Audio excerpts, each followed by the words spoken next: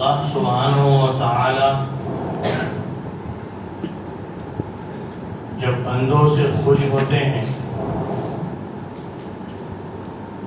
تو رحمتوں کا نزول فرماتے ہیں، لیکن اس کے مقابلے میں جب گناہوں کی بھرمار ہو جائے،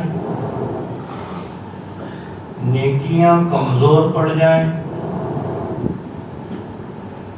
انسانیت اور اخلاقیات برباد ہو جائیں، دلوں سے روحانیت ختم ہو جائے اور اللہ سبحانہ و تعالی کا وجود ہے لیکن دلوں سے ختم ہو جائے، تو اللہ تبارک و تعالی مختلف زمانوں میں مختلف طریقوں سے مختلف عذاب کے نازل کرنے سے اپنا ناراضگی کا اظہار کرتے ہیں۔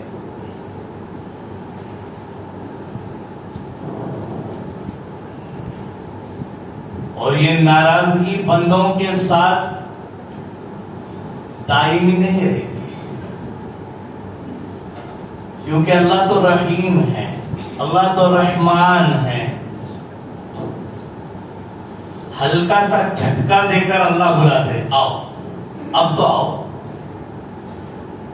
دور ہو گئے تھے نا، بھول گئے تھے نا، اپنی طاقت پر جی رہے تھے نا، مرنے کا خوف و خطر بھول گئے تھے نا، قیامت تو دور کی بات اپنی موت بھی یاد نہیں رہتی نا۔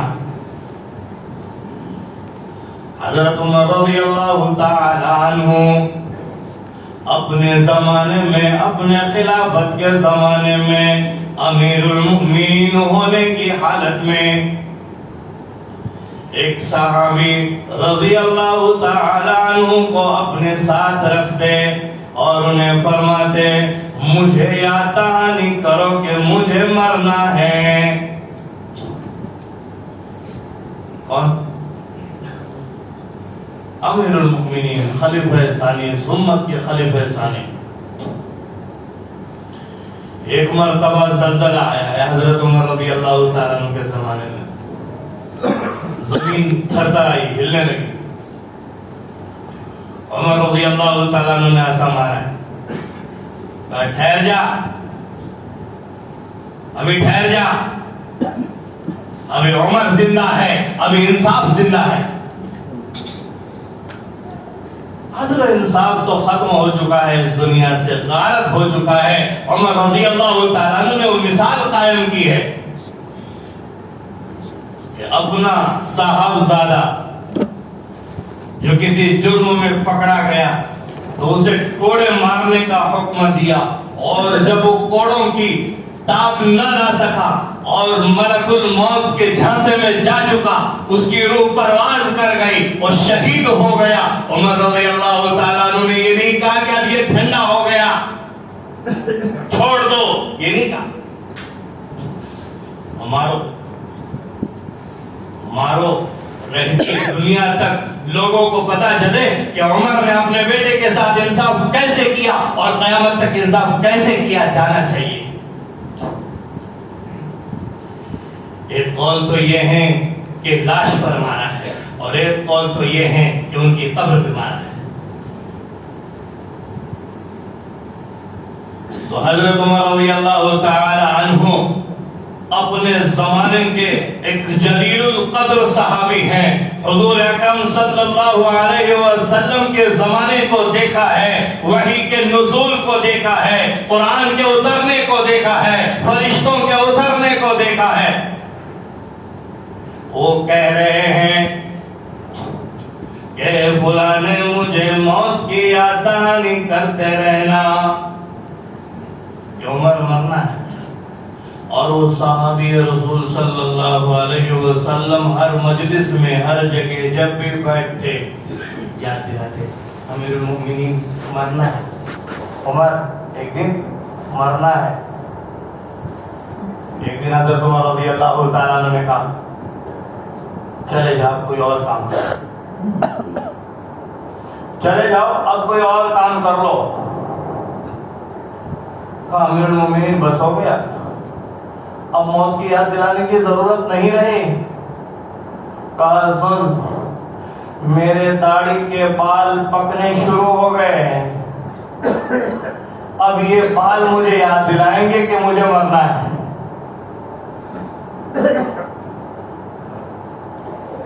تو آج کے زمانوں میں ہلکا سا اللہ کا جھٹکا یہ ہمیں اپنی موت یاد دلانے کے لیے آتا ہے، اللہ سے قریب کرنے کے لیے آتا ہے. اللہ تبارک و تعالی جب کسی بندے سے ناراض ہو جاتے ہیں، جب کسی حکومت سے ناراض ہو جاتے ہیں، ہم آپ تو یہ کہتے ہیں کہ ترکی کے اندر اردوغان صاحب جو ہیں وہ ہر طرح سے اسلام کو پھیلانے کی کوشش کر رہے ہیں. ظاہر ہمیں پتا ہے، باطن تو اللہ کے حوالے.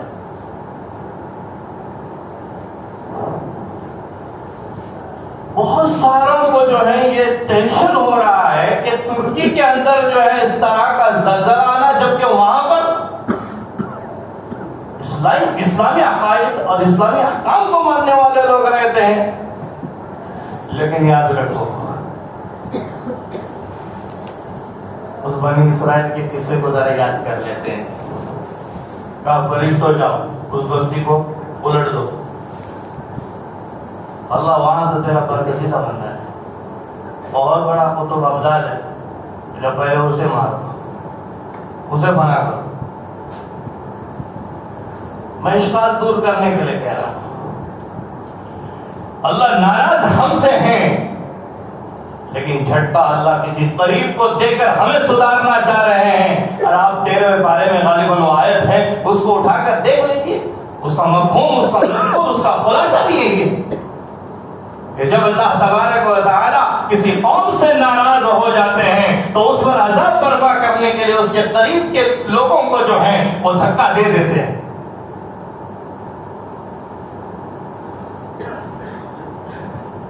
بڑا رشک آیا ہے، ہمیں آنا بھی چاہیے.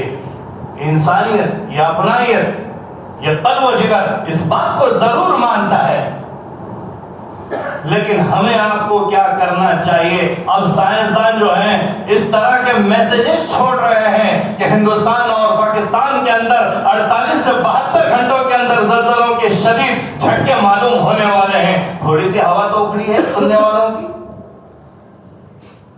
اس سے پہلے ہمیں استغفار کرنے کی ضرورت ہوگی، اللہ کو منانے کی ضرورت ہوگی، راتوں کو اٹھ کر اللہ کے سامنے سر پر سجود ہونے کی ضرورت ہوگی. اور اس سے بڑھ کر اگر ہم نے غفلت کی زندگی گزارے تو پھر ہمارا کیا ہوگا ہمیں نہیں معلوم. بس اللہ یہ حفاظت فرمائے. اللہ کے نبی صلی اللہ علیہ وسلم کا زمانہ ہے، حضور ایک پہاڑی پر ہے، پہاڑ تھوڑا سا ہلنے لگا. صحابہ کرام تھے، حضرت ابوبکر صدیق رضی اللہ تعالیٰ عنہ ہے، حضرت عثمان غنی یا حضرت عمر فاروق رضی اللہ تعالیٰ عنہ ہے.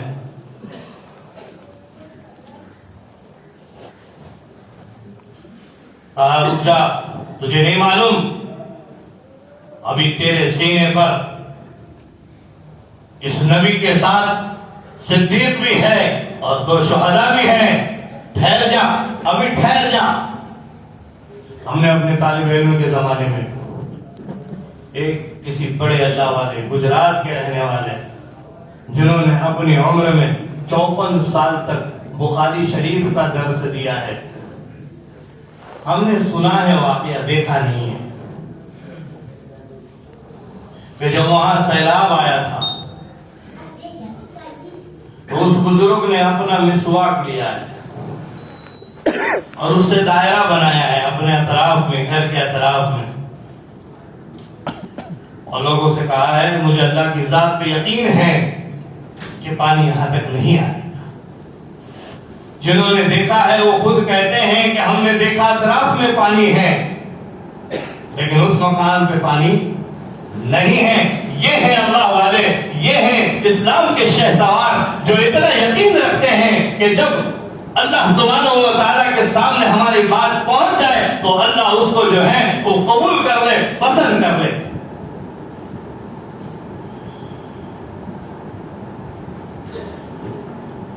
اگر وہ قسم کھا لے تو اللہ اس کو پوری کر دے۔ سو آج دنیا کے اندر گناہوں کی نحوست اتنی ہو چکی ہے، ما قبل میں اس سے پہلے ابھی کچھ میرے لمبے سفر سے پہلے ہم نے اس آیت پر کلام کیا تھا، ان اللہ یحب التوابین ویحب المتطہرین۔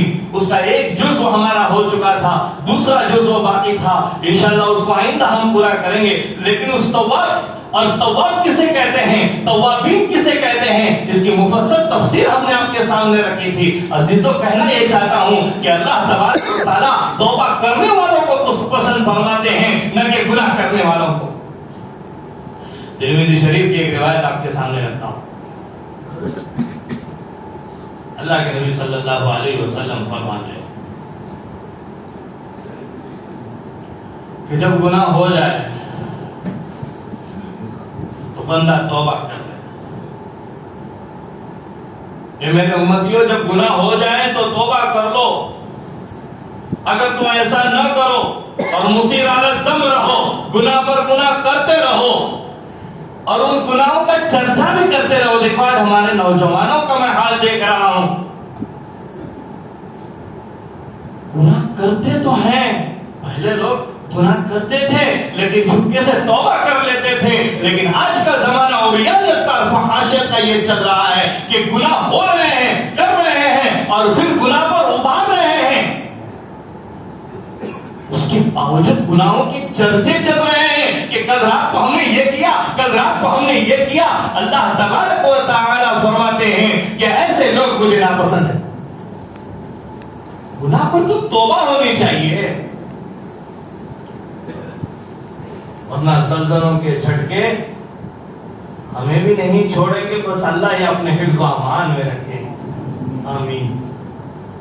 ضرور توبہ کر لو۔ قرآن کریم خود کہہ رہا ہے یہ تو ہلکے سے جھٹکے ہیں، لیکن یاد رکھو یہ تو یاد دہانی کے لیے ہیں۔ اب قریب الختم زمانہ ہے، کب آئے گی قیامت اور کب آئے گی اس دنیا کی جو ہے وہ اختتام کی گھڑی، کسی کو پتا نہیں ہے۔ اللہ فرماتے ہیں یا ایھا الناس اتقوا ربکم، اے لوگوں اپنے رب سے ڈرو، ان زلزلۃ الساعۃ شیء عظیم، یہ قیامت کا زلزلہ ایک بہت بڑی چیز ہے۔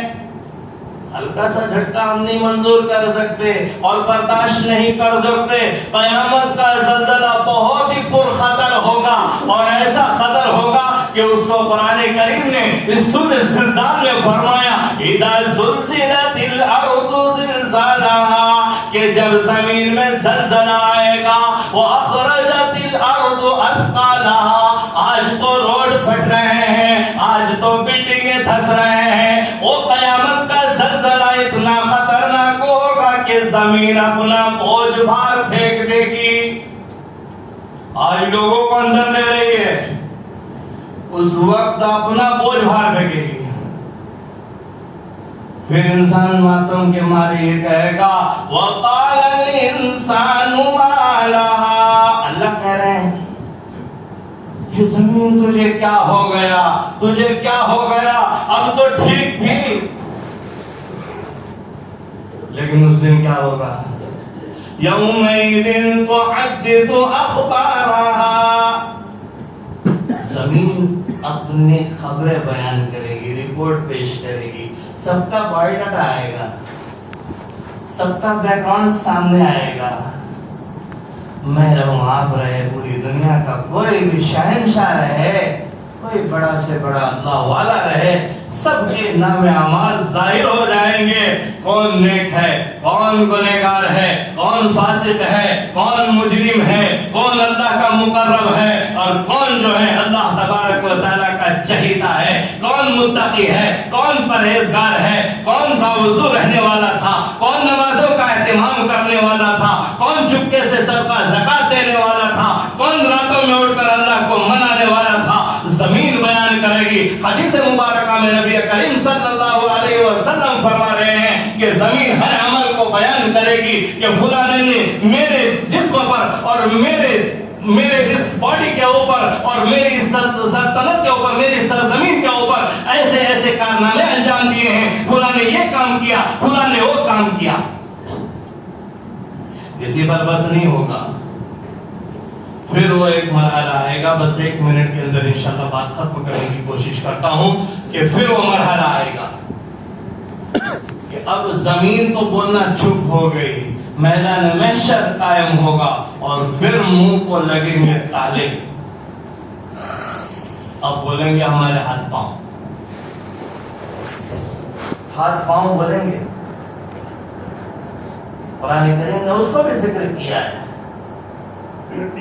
اللہ کہتے ہیں ہم ان کے منہ پر تالے لگا دیں گے، زمین بولنا بند ہو گئی، اب تمہارے منہ سے بھی کوئی آواز نہیں آئے گی، اب بولیں گے تمہارے کرتوت اور تمہارے ہاتھ پاؤں اور تمہارے جو ہے جسم کے اعضاء بولیں گے۔ اللہ تبارک و تعالیٰ سے میں یہ دعا کرتا ہوں کہ اللہ تبارک و تعالیٰ ہم سب کو معاف فرمائے، آج تک جتنے ہمارے خطائیں ہوئے ہیں، صغیرہ ہو کبیرہ ہو ظاہری ہو باطنی ہو، چھوٹے گناہ ہو بڑے گناہ ہو، دل کے گناہ ہو اور حسد جیسی بیماریوں کے اندر ہم لگے ہوئے ہو، اللہ ان سب کو معاف فرمائے، ہماری اصلاح فرمائے، ہماری تربیت فرمائے اور امت کو صحیح راستہ بتائیں۔ آج جو ہیں لوگ اللہ والے جو ہیں لوگوں کے سامنے اللہ کے دین کی باتیں رکھ رہے ہیں، رسول اللہ صلی اللہ علیہ وسلم کے تمام پیغامات کو رکھ رہے ہیں، اس کے باوجود ہم سنتے بہت ہیں، عمل کچھ نہیں ہوتا۔ ایک حضرت حسن بصری رحمۃ اللہ علیہ کے پاس ایک شخص آیا اور کہنے لگا، حضرت ہمارے دل جو ہیں وہ سو گئے ہیں۔ ایسے کیسے سو گئے ہیں؟ کہا جتنے آپ بیانات کرتے ہیں، جتنے موضوعات پہ آپ خوشگواری کے ساتھ بولتے ہیں، ہمارے دلوں پر اس کا اثر نہیں ہوتا۔